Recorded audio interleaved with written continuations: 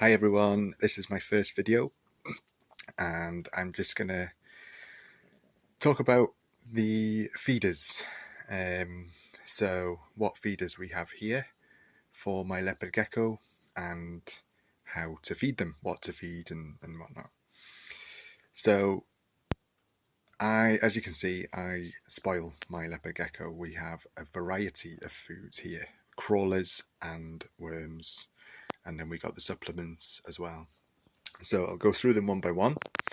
So here on the far left we have the locusts, and locusts like to eat oats, which is a good dried food, and some herbs, and I've used some parsley here, fresh parsley leaves, which you can just buy from the supermarket.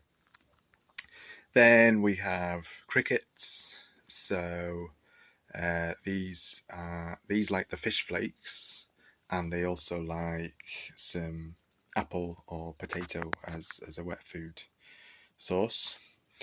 Then we have dubia cockroaches, which like to eat apples or potatoes. You can also feed potatoes to the crickets.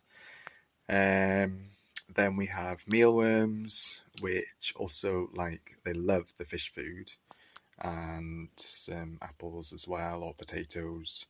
They also they'll probably eat anything virtually, but for as the gecko is going to be eating these eventually, we don't want to be feeding them unhealthy foods. So but yeah, it's a good to have a balance with the mealworms and the crickets and roaches of dried and wet food.